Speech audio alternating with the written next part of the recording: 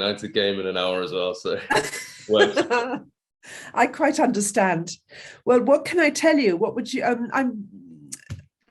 Yes. Thank you so much for asking me. This is really very kind of you.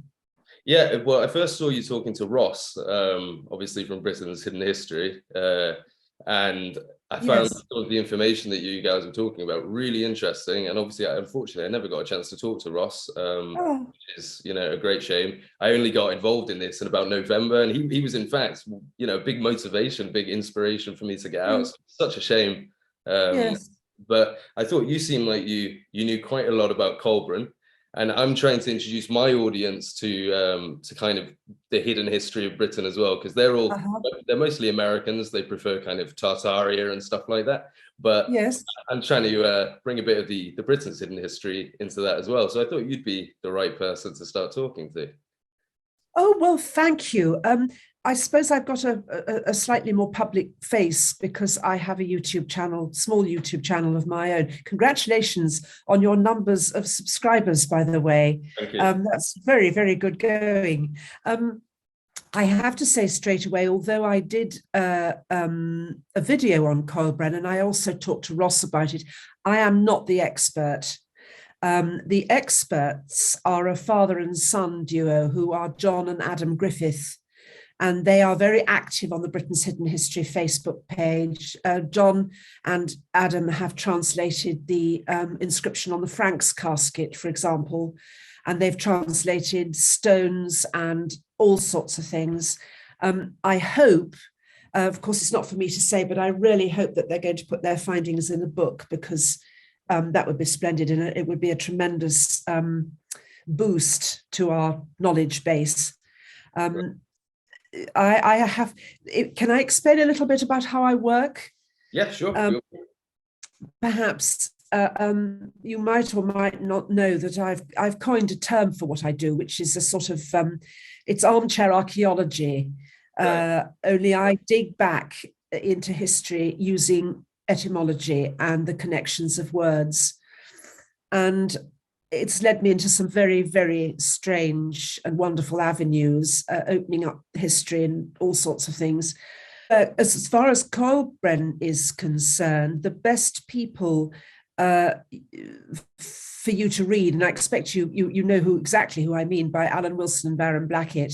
Yeah. Best people to read on the subject of Coelbren are those two because they trace what they call the alphabet trail all the way back to Sumer. Okay. In my researches, just let me move aside 1 second. I was put onto this absolutely amazing book, The British Edda, Right.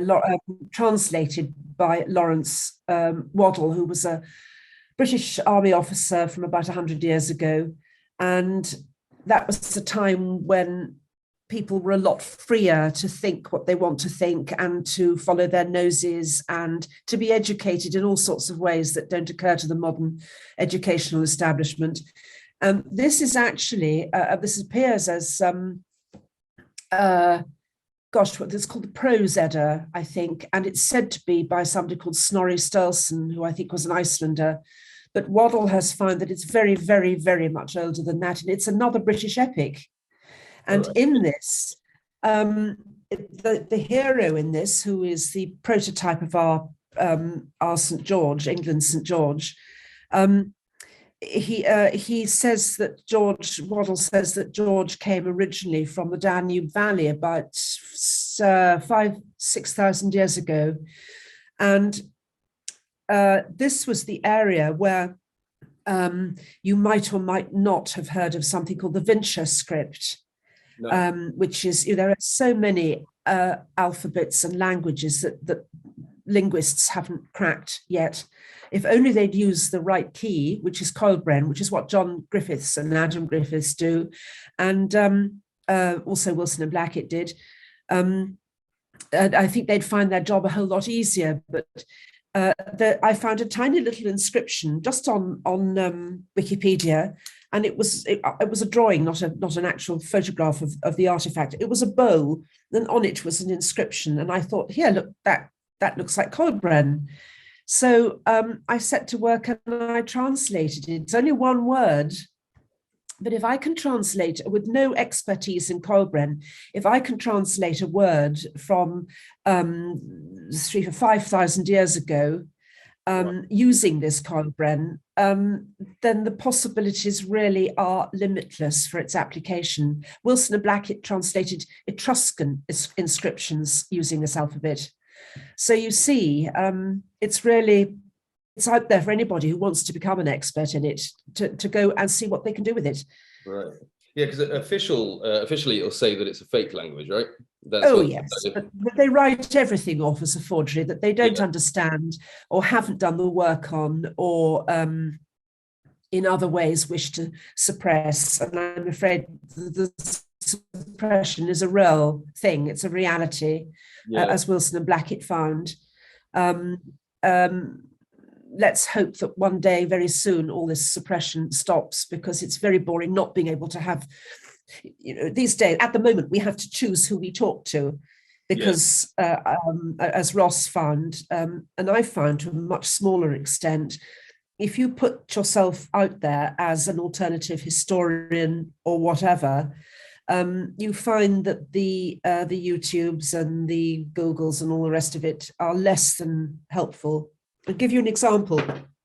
I wanted to edit a Wikipedia article, and I got into the edit mode, and I was told that I was such a repeat offender dating back 10 years, when I never even knew Wikipedia existed, that I was banned until I think it was 2040 or something, which made me hoot with laughter. First time I'd ever tried to edit anything, but what they do is check your history, you see, so we do still have to be careful.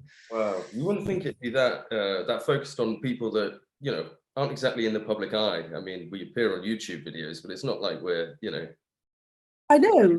Yeah. For some reason, they don't want us to know who we were. And you will understand me entirely, I'm sure, when I say that who we were is who we are. Yeah. And, keep that secret, and we remain in a fog of ignorance, which seems to be dissipating fast now, thanks to people like Ross and you, and I hope me to a much smaller extent. But it's not good, really. Can I ask you a question? Feel free, go for it. I know. You live in England, do you? Yeah, I'm in Manchester. Okay, yes. So that's not far away. Is Coelbren your particular interest in Britain's hidden history, or do you have other areas of interest? No, well, I mean, originally I got involved because of Alan Wilson many years ago. I was only a little teenager when I first started watching, and it was about 10 years later I rediscovered it via Ross and stuff like that.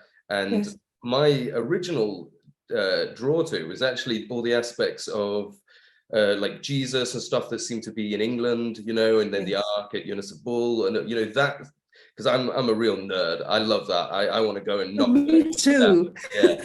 So join the club. Well, that's it. I actually spent my first few months trying to find all these places that have been in the videos, and then I found Britain's hidden history, and they'd already done it, and I was like, oh, go on. Did you find anything that they'd got wrong, or did you find anything that they hadn't found? Because this happens. Well, the thing is I say it's really difficult, because in my research, there are so many different points of view that I talk to or I follow, that to even try and hold them all in one brain, it doesn't work, because I understand. So, are you familiar with Fomenko, Anatoly Fomenko? Yes, indeed. Not in detail, but I'm very familiar with Ross's attachment to Fomenko. He used to bring out a volume of Fomenko and then say, "I must read all this one day," but it's too much of it. To find that all our times are wrong as well, I think that is a bit mind-blowing. I can't cope with that sort of thing. That's it. I get the cognitive dissonance, because I'll be sat there 1 minute going, okay, so Troy wasn't in 1350 BC, it was in 650 BC, but it wasn't in 650 BC, it was in 1400 AD. No.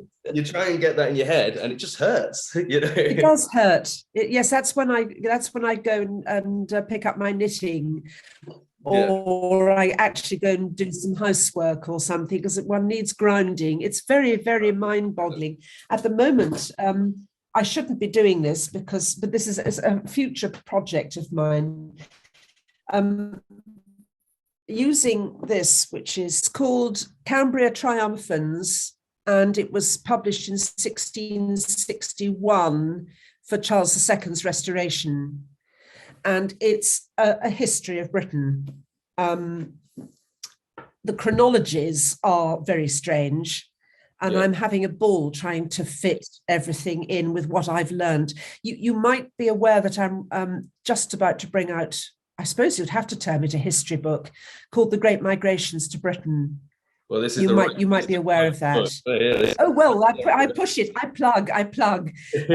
Yes, it's a story about I say a story. It's the history of the two great migrations to this country, the Sumerian migration in 1567 BC, and yes, good old Brutus. That's Albine, yes, and she did exist. I found her. Okay. The evidence. I'm going to backtrack a moment. Sorry, I have a butterfly mind. I find it very, very difficult to pin myself down sometimes.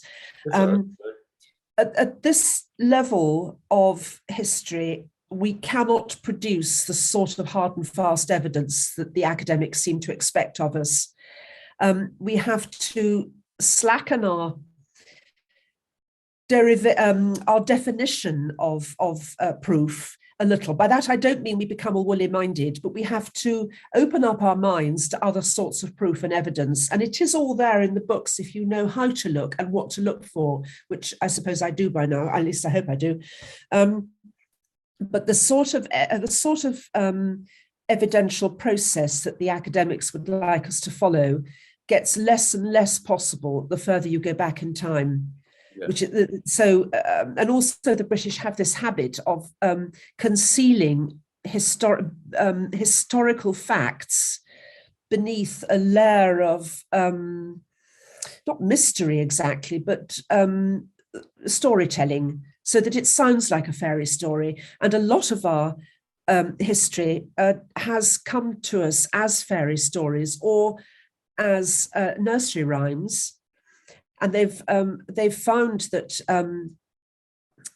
some of our nursery rhymes date back to about 5,000 years ago. So I would say that's post-flood. I don't know when the flood happened. There's so many different things, but it's an easy way of remembering things. You tell children the bare facts of a story, you dress it up, they're much more likely to remember it. So anybody who discounts myth, legend, fairy stories, or nursery rhymes is, in my view, making a mistake. I hope it's the anthropologists out there would agree with that, I think.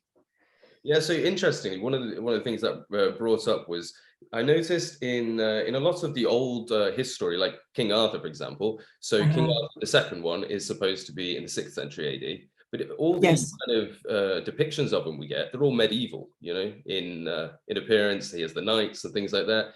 It's something, and again, that is something that Flamenco would say because it happened in the medieval period. But what's your opinion on that? Because I know as well there is, sorry to keep going around, but in Mobile Bay in Alabama, we have the monument to Prince Madoc for 11th. Oh, yes, yes. And obviously that says 1170 AD, whereas it would be 570 AD under Wilson and Blackett's history. So what would your opinion on that missing time be? That's a very good question. I would say we knew perfectly well who we were and when our Arthurs were, the Glamorgan Arthur, 6th century, the British Arthur, English Arthur, I should say, Lloydrian Arthur, 4th century. We knew perfectly well all that until the comet strike of 562 AD. Right. And I think that was such a devastating blow to us as an island, as a people, that anybody who survived that had to work really hard because of radiation sickness and so forth, which you get after a comet strike, like a volcanic eruption, would have had to work really hard to write everything down, I suppose, or in those days pass things on orally. And there were, by that time, of course, after the comment, there were so few people who remembered who we were that things got garbled.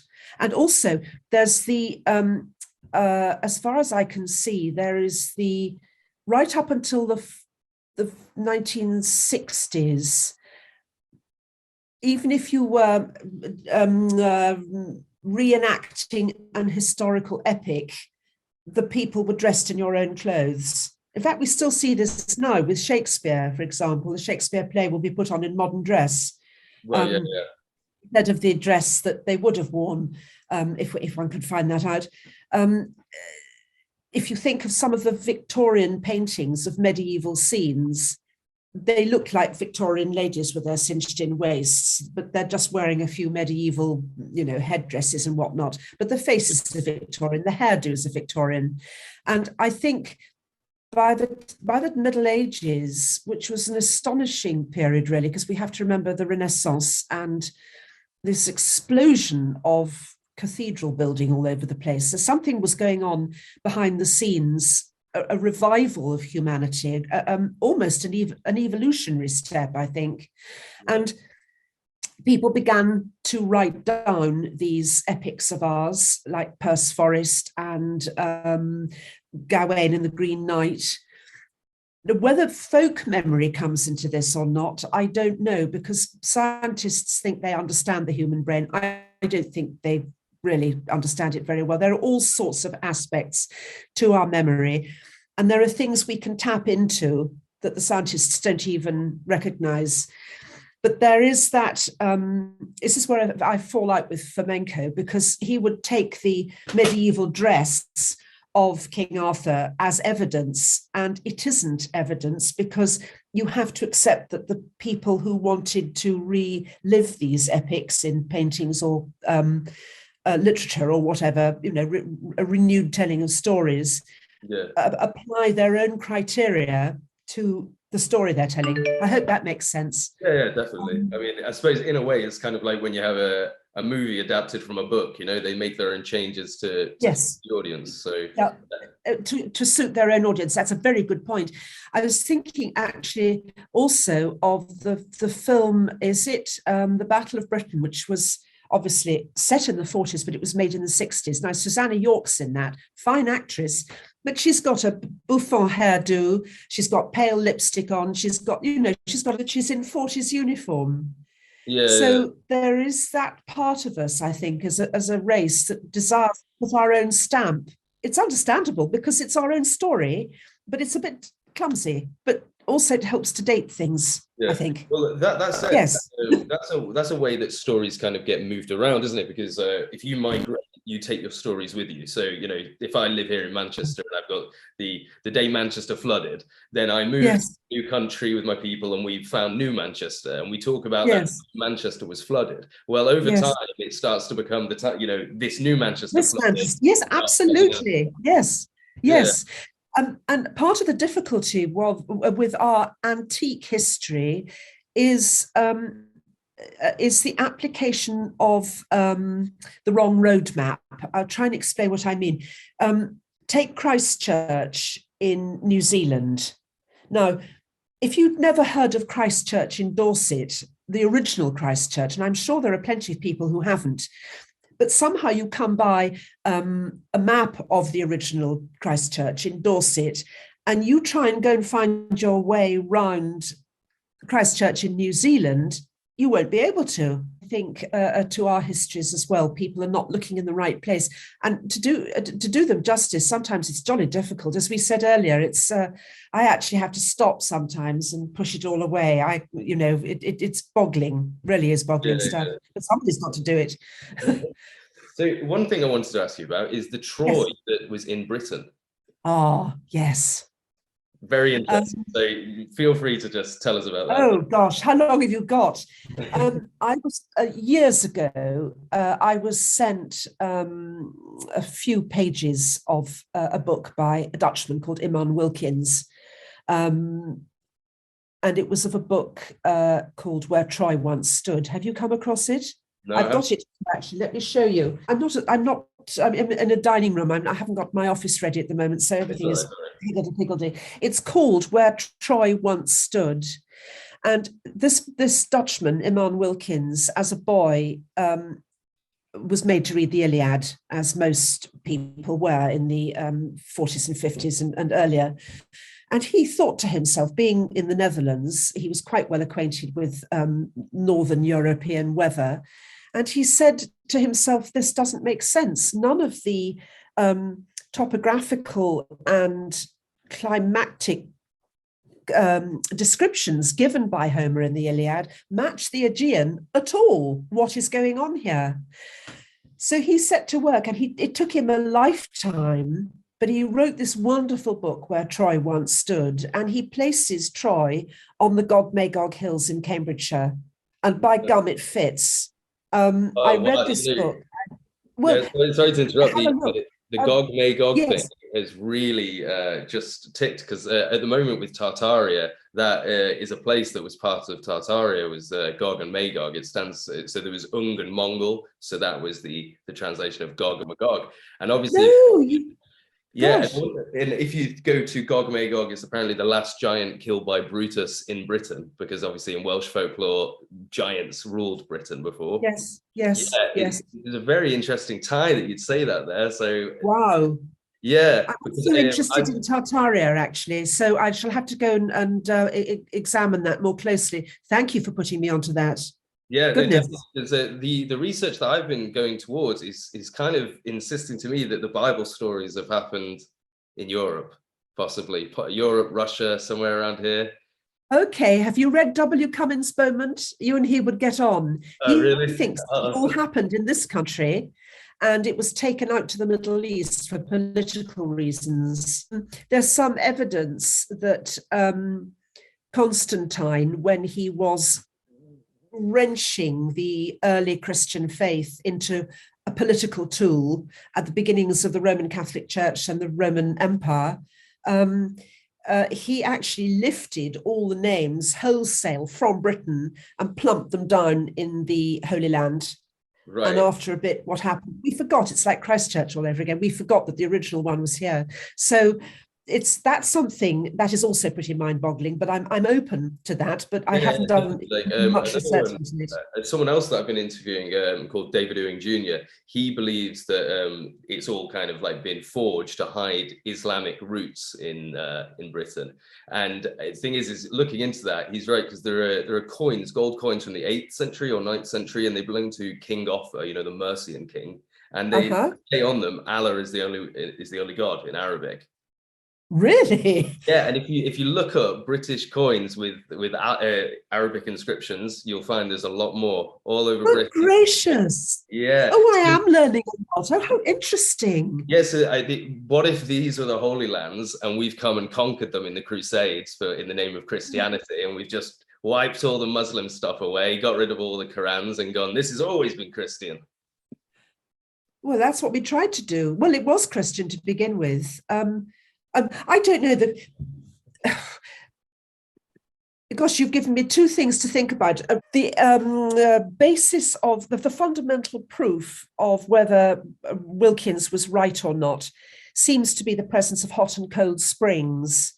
There aren't any hot and cold springs that anyone's discovered at the Hisarlik Troy, which is actually, again, much older than people think it is.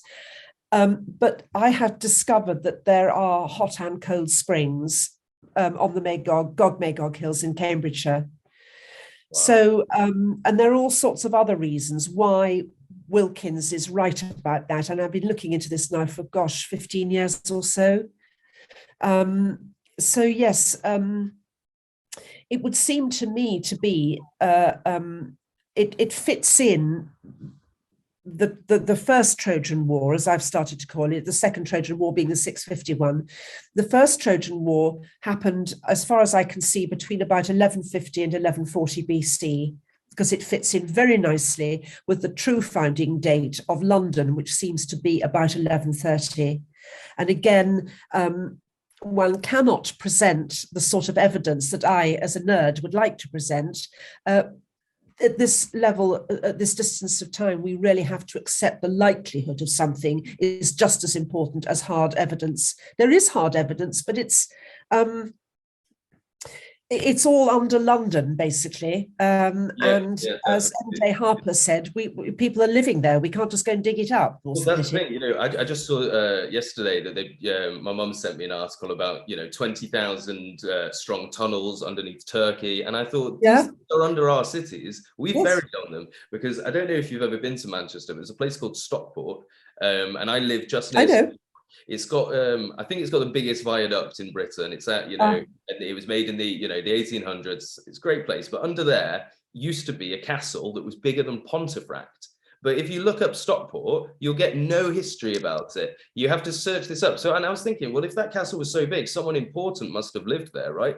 Yes. And then going into it, I found loads of evidence that the River Mersey used to be a lot higher, and that possibly even boats were sailing down there. The way that the LiDAR land runs, even the names of the streets give it away, like loads of gates, you know, St. Peter's. Very important evidence.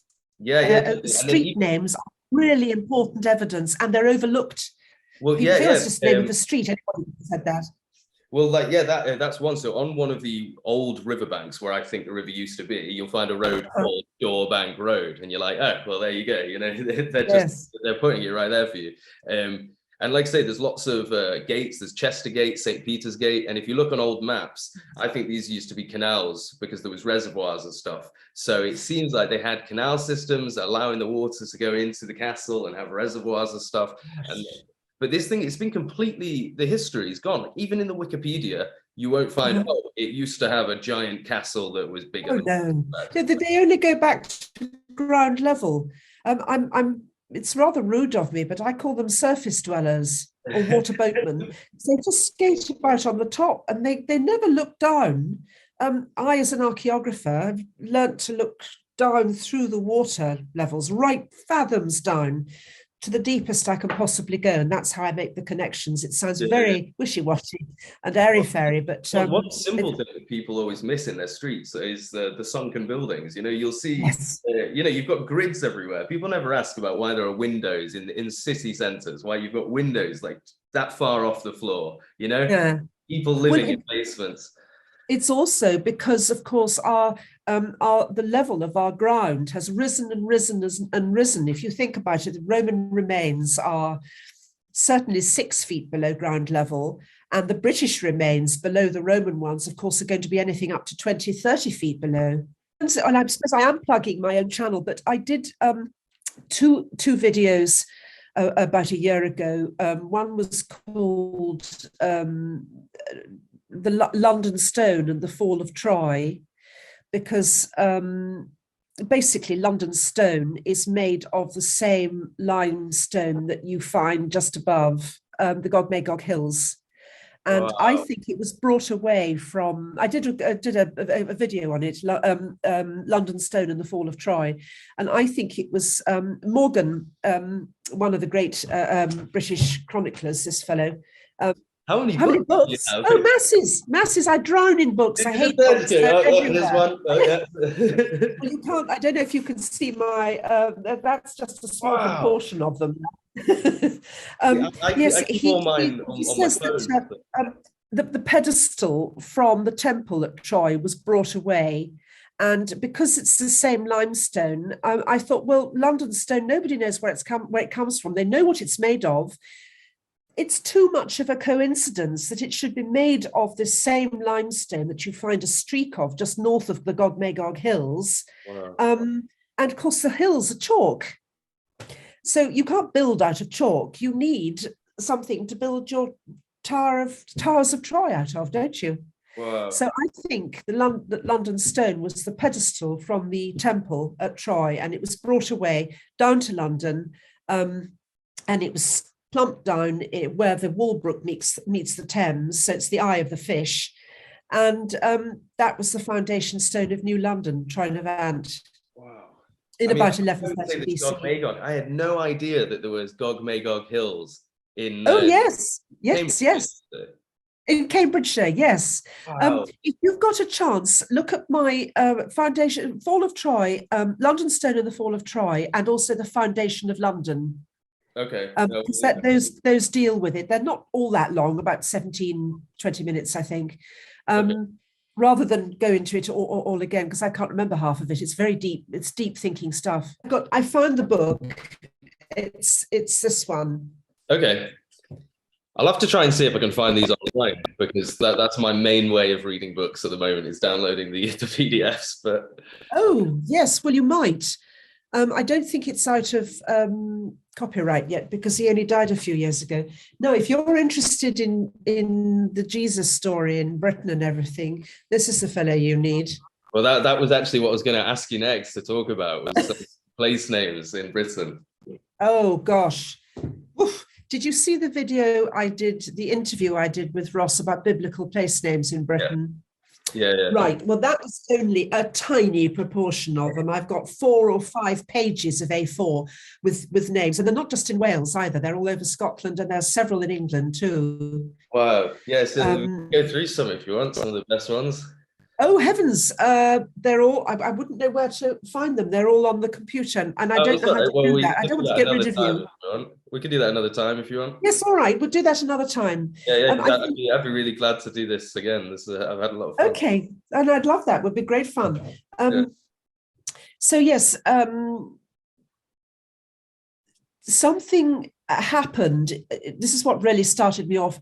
Something happened in the 1100s that really damaged the British psyche, and there seems to be gaps in the chronologies, misplacements of kings in the wrong place, the sort of repetition of kings but with different names. Exactly what Wilson and Blackett found. Yeah, that's. And I'm doing this mainly with them. Sorry? That's exactly what Flamenco would say. Yeah, it would, yes. would be the case. Yes. Carry on. I'm trying to do this with Logrian history, because there are plenty of Welsh historians, Welsh-British historians, especially in the BHH group, who are much better at Welsh-British history than I would ever be. But there are far fewer people who are dealing with Logrian history. And as I'm half English, half Scots, with a bit of Welsh and Irish thrown in, I really would like to concentrate on Logrian history and try and disentangle it a bit. I've got into a muddle with Ludd because he seems to have 2 fathers, and that's not possible. Right. So that's what I'm trying to sort out at the moment. Right. Okay. So out of interest, have you come across much to do with the Danites?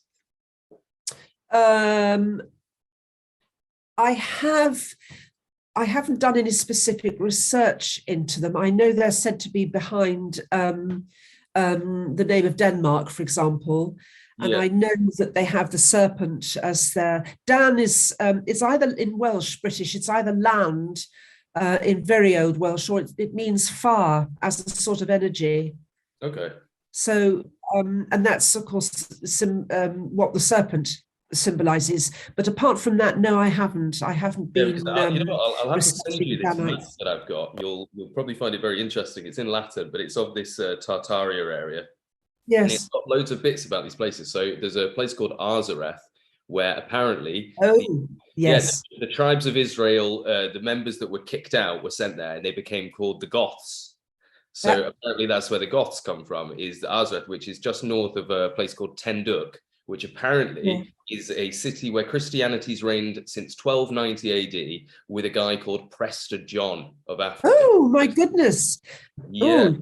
Yeah, now I know about him. John Buchan wrote a really exciting novel about Prester John. It was called Prester John, really? About 100 years ago. Yes, well worth reading. In the history that I've researched, it seems like Prester John was oppressing these Tartars. Then there was some kind of battle. Genghis Khan united all the empires, and he won. And that was the first empire unification after breaking free of the Christians. But now, hang on a moment. There's the Arzareth that's mentioned in the book, second book of Esdras in the Apocrypha, is where I can't remember which chapter or verse, but Wilson and Blackett cite it because it mentions Arzareth as a place where the Hebrews went to after leaving Anatolia, after they were thrown out in about 720. Right. Not Anatolia, sorry, I get so mixed up. Assyria. They left Assyria in about 720. What I think's happened here is that what I've researched is that the Tartars first appeared in Europe in about 1168. So what that seems to be is that they've crossed over into Crimea, and they've had a battle with the Muscovites that controlled Crimea, and they won. They took over that, and that's why that became known as Little Tartary. And then they carried on going east. So I think that there seems to be a at Assyria. I think the tribes of Israel possibly have cut in half and gone in different directions, and these guys have gone across the Taurus Mountains into Crimea, and that answers a lot of questions. Yes, because don't laugh, but a very important word in all this turns out to be tartan. Yes, Scots tartan with its stripes and plaid and whatnot. The Hittite kings had a military commander who was called the Tartan. It's the same word as Tarhun, who was the Hittite storm god. And it's the same word as Dardan, who was the progenitor of the Trojans. Right. And Dardan is Daerdan, which is earth energy, earth fire. So that connects anybody who's descended, has a Trojan descent, like me, and presumably you. It takes us all the way back. And sounds so, I can imagine any sort of mainstream academic listening to this and thinking, oh dear, these two are right off their rockers. But actually, no, we're not. We're not off our rockers at all. What's really crazy about that, though, is that story is supposed to happen 1168 AD. So have the tribes of Israel just chilled there for thousands of years waiting for their moment to go off? Because that sounds as though Fomenko might have had a hand in that, because I follow Wilson and Blackett's reading of it, which is that it happened, that particular expulsion, they call it, of the Hebrews, happened about 720 BC, and it fits with the migration to Italy and then the Brutus migration. But if, as you say, they did split into, then that's a whole area. The other, one steps of Russia that I haven't looked at. Well, again, that connection between the Gog-Magog might be the hint, because Tartary actually means, in Scythian and Hebrew, it means remnant. So it literally is remnant of the tribes of Israel. And even the Danites, that's on this map, is this area, and it says that they were expelled, and they were called the Danes of the Dark North, and they were expelled from Tartary, and then they sailed off, and that's where they went. Goodness. So, there's loads of stuff. In fact, there's a place called Tabor or Tiber on this map, and it says the city where the holy books were lost.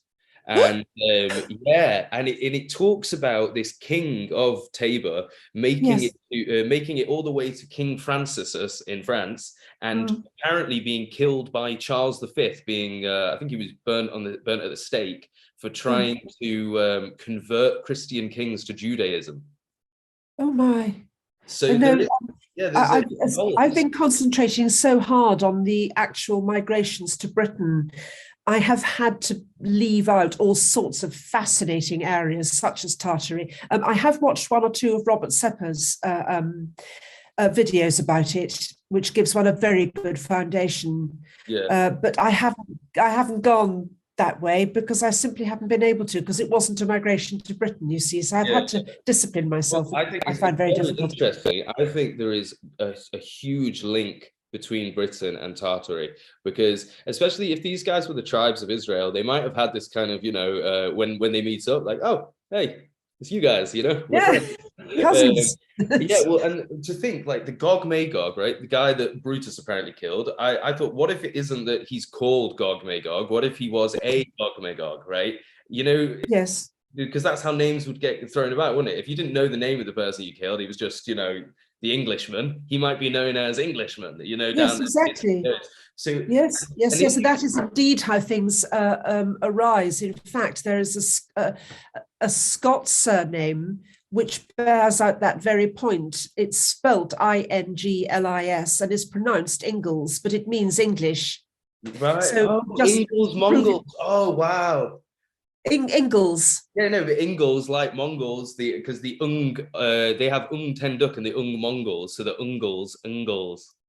Oh, So, well, again, you've taught me something. It bears out a theory of mine about the language, which Wilson and Blackett call Ikinglis, which I've been doing some study of for the Great Migrations. But I'm sorry, I can't comment, apart from to say, goodness, how amazing. I can't comment intelligently on what you're saying because I simply don't know the area. Well, what it is it's the Gog and the Magog translates to Ung and Mongol. So the Gog, Magog is Ung Mongol. So if without the Mong, it's just Ungle. So the Gogans and the Magogans is kind of a way to say. Yes, I see. Now that's actually very, very interesting because the Sumerians have a G which is pronounced Ung. Really? You see what so yes. It's mad how like everywhere I go, the same story seems to connect back. Yes. It really is. It's like we all migrated from one single spot and took the stories with us, and now it's increasingly looking as though that's exactly what we did. Yeah. Also, there appears to be a particular British characteristic, which is to roam like a sort of pulse of energy. And we are Dardans, so we're earth energy people, there's a pulse of energy from earth that takes us out in these migrations and then brings us back. It's a bit like a heartbeat, a flow of blood. Out we go, back we come, out we go, back we come. I haven't got to the bottom of all that yet, but we're really, I say we're only in the foothills of all this rediscovery of who we were. There's a long way to go. Well, it's like I've just been doing a lot of like cyclical destruction phases in history. You know what I mean? We use like floods happening and stuff. And interestingly, I've just done a video on the comet from Wilson and Blackett. I was reading a load of Anglo-Saxon poetry and things like that, just going through all the evidence. And I noticed from a very old thing it was the 90s that he filmed this. It was Jim Mitchell, if you know him, who's one of the people that did stuff with Alan Wilson. He was an American. Oh, yes, I know the name, yes. Yeah, he passed away I think 2008 or something. But he was talking about how this comet was supposed to come back. And they were putting dates on it, and there's like this one called Apophis comes back in 2029, and it's supposed to come close enough to Earth that it's closer than our satellites. And obviously, Apophis is the Leviathan; it's the snake god eating the snake serpent eating the Earth. It's you know like the Ohio Mound, the giant snake. Yes, indeed, I do know. I know of it. That's literally Apophis, like, and it does raise the question. Like at the end of this video, I was suddenly like, wait a minute. Well, I do know something about this because he's Apophis or Apophis. I'm not Apophis. I don't know how it's pronounced. There is an ancient Egyptian frieze which shows Set, the Egyptian god Set, as a very early incarnation of either St. George or St. Michael, because he's actually spearing Apophis with a lance. Wow. And Apophis is known as the great encircler of the earth. So we're back to the earth energies again. Oh, wow. Yeah. Especially the encircler. A great encircler of the earth. I don't know how well acquainted you are with The Tempest, but in it, Ariel, the sprite, says that he's going to encircle the earth 40 times and you won't even have blinked an eye or something. I'm paraphrasing wildly. But this notion of having a circle of energy around the earth is repeated in the importance of girdles and what they call a girdle being a belt around the middle, hence Orion's belt, and also the fillet round the brow. When you were performing, a man would wear what's called a fillet, but it was a ribbon or a leather thong or something around the head. And this is to symbolize the great encircler of the earth, whereas a priestess would wear a belt to symbolize it. Scratching the surface we are, but we'll get there. I tell you what, coming to Egypt, actually, I'm glad you brought that up. Yes. So this is something that's been playing on my mind for a while. So obviously, you know about chiroglyphics, being able to decode hieroglyphs with Welsh. Yes. Now, on the Yes. surface, that is absolutely amazing. The ancient Egyptians were walking around speaking Welsh. But then, how realistic is that really? That the language hasn't changed in a few thousand years? Is it possible that these hieroglyphs have been forged using the Welsh language at all? Because that's just... I'd say some of them undoubtedly, but all of them, no. No, because you go to the British Museum and you find obscure, this is what Wilson and Blackett did as far as I understand. Again, this is not my field, so I'm just picking up gleanings here. That all of them could have been forged, no, I don't think that's credible. Because obviously I've been talking to a researcher recently who will insist that they've moved Egypt to where it currently is. So it might have been somewhere else before, and they've kind of made a bit of a mock-up. Go see Egypt, because they don't want you to see the real Egypt. Well, these days anything seems to be possible. Again, that's a little bit too unsettling for me. That's a bit too flamenco-ish. I think I'll steer clear of that one. Well, all I can say is that people do forge things, but not on anything like the level that, for example, the Welsh records have been accused of being forgeries. Who on earth goes to the trouble of it? Nobody does. The only people who go to the trouble of forging forging records of any sort are the ones who have an agenda or who have something they want to hide. In fact, the people who accuse us of being the forgers are far greater forgers than we are. Undoubtedly, things have been forged over the years. But that an entire civilization could be picked up and put down somewhere else, I think is unlikely. I wouldn't like to have to support that. But look at the Sphinx. It's obviously thousands of years old, tens of thousands of years old, with all the weathering. And that's from rain. So Robert Schoch tells us it's not from sandblasting or wind blasting or anything. Those striations are from water. And the last time there was water on that plain was 10,000 years ago. So I understand. Right, yeah, because obviously it would throw a different wrench in the story of where the Jews are coming from if Egypt was in a different location. Because one thing that does match with this is on all these old maps of Tartaria, there's a place called Karakorum, which is, we think the Karakorum Mountains today in Mongolia. But on all these maps, they actually have these tall pyramids on this map. And it says this is where the emperors of Tartary were built. Were buried. These were the emperors of Tartary were buried. They're very Nubian-looking pyramids. The much taller, narrower pyramids. Yes. Kind of like the Sudanese ones. And these are, these are near where all this stuff is taking place, like Prester John and apparently the Holy Books. And I just thought, is this possibly the real one where they've come from? I'm not saying that Egypt's been fake, but is it possible that the Israelites have come from these places and move this way? You said earlier, we were talking earlier about supposing you have to go and found a new Manchester somewhere and you take your memories of the old one with you. I think this is exactly what happened. We took our names, our customs, and our cities with us wherever we went in the world. If you look for them, you can find Troys, for example, just about anywhere on any continent. Atlantis is the same. There are remnants of Atlantis all over the world after the original one sank. But I think that the whole of this world was Atlantis. Atl means water in which language is it? Peruvian. Don't quote me on that. Can't remember. Somebody will correct me, I hope. Mexican. Doesn't matter. So I think I don't think it's a question of either or. I think it's a question of here's one Egypt, here's another Egypt. There's a village in Hampshire called Egypt. Really? Well, so yes, and also one called Palestine.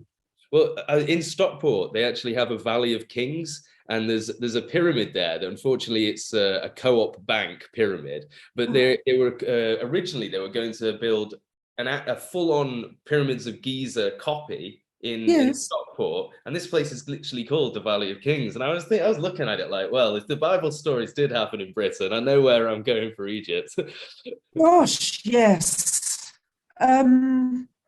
How do we find out? I don't know. We have such small brains that we just have to keep beavering away at whatever our talents show us.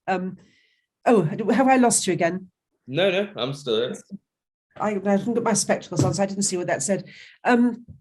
There's no one person that can get all this down on paper and make it available to the public. We've all got to do our bit. That's a horrible thing to say, but you know what I mean. I can't. That's why I made the videos. Yes, me too. I had something to say. I haven't said anything for months, but it's about time I put up another one. Yeah, you should do. I've noticed you haven't had a video in a while. Well, no, it was last year was quite challenging in all sorts of ways. We moved house, we had illness, death in the family, everything just went. Last year was really not a brilliant one. But yes, now things have settled down a bit. I've actually got my head down finishing The Great Migrations because Ross's widow, Angie, wants to publish it by Easter. Okay. So I've only got February and March to do absolutely everything, including all the illustrations, the book cover and the index. Yeah. And I can't do the index until I've got the text right. I'm very excited to read it. Oh, well, I'm sure. Well, thank you. I'm not a professional in anything. I'm an amateur, and I'm proud to be an amateur. But I didn't go to university or anything like that. But I'm glad I didn't, because it gives me a much more rounded and less I would say less focused. That's not the right word. Less forensic a take on things. So I go all over the place and find what I need to. And it my goodness, it does hang together. That's all I can say. Okay, so we've got about 5-10 minutes left. So let's. All right, that'll do me. Yeah, we'll finish with some really interesting stuff. So where was Jesus born? I don't know. She looks over her shoulder at where was Jesus buried. I don't know where he was born. I really don't. Was it here? Was it in the land? I haven't. Is that Cumdewi? Is that the place I'm thinking of? Oh gosh, no. I proofread where Jesus was buried. One of the last Wilson and Blackett books that Ross produced. And because when you're being a proofreader, you're concentrating on whether the spelling is right, the typeface is right, the font size is right. You actually don't take in a great deal of the content. So I've got the book somewhere, but I'm really sorry, I can't remember that either. I know that I'm convinced that he spent time in this country. There's too much evidence in the way of legends to say categorically that he didn't. Yeah, I heard Ross. That, I'm afraid. But again, try St. Paul in Britain, because it's very very useful for. Yeah, so I heard Ross talk about how the story of is it Empress Helen going to get the cross from Constantinople? I think he was saying that could be, just a bit of a story to explain how the cross got to Britain in the first place, because it had already been here or something. That was something I'd heard him say. Well, it might be, but there's a cathedral in Rome called St. John of Jerusalem, I think it is. Jerusalem is spelled in a funny way, Gerusalemme, Jerusalem. And it's called that because Empress Helena actually brought some soil back with her from Jerusalem, and she spread it in the foundations of this building. And the soil is still there somewhere. Oh, right. So I think she did go out and she did find the cross and she did bring it back. And I've been to Nevern, I don't know if you have too, where it's said to be an amazing place, isn't it? Where the cross is said to be hidden. But I can't see through walls, unfortunately, so I'd love to be able to. Yeah, I know, right? I mean, I've kind of thought many a time, you know, no one would know if I just put on a high-vis jacket, you know, work for the council. Yes. Somebody did that. They put a fiber optic camera thing in through a hole and found that there was a wall behind the wall that we see. And then somebody else went and slapped a preservation order on the whole thing. So now, of course, we can't touch it. Oh, really? The council made it a listed building, a listed landmark or something. I can't remember the terminology. Wow. I mean, they didn't even know about it until Wilson and Blackett turned up. No, I know. And they go, oh no, this is very important. Don't touch it. Yes, let's hope it does the trick. And when people do wake up and we're allowed to have our history back and be who we are, we'll be able to do a proper survey of it and see exactly what is there. I reckon there's more chance that the world will end before we actually get to uncover all the secrets. Do you know? I devoutly hope not. I've got a lot to do. I've got a lot of things to say, so I really hope you're wrong about that. I must go look at Tartaria because I am absolutely fascinated by it, and I must learn more. So thank you very much for teaching me a lot today. Gosh. Yeah, well, it's been absolutely brilliant talking to you. I'm really glad we got to do this. Thank you. We can do it again in the future because yes, indeed, you're a wealth of knowledge. I could just sit and listen to you talk all day. Well, so are you. My head is spinning. I must go and lie down in a darkened room. Thank you so much. This has been amazing. I've really enjoyed myself. And speak to you again, I hope. Yep, thank you. All right. Thank you. Thank you. Bye-bye.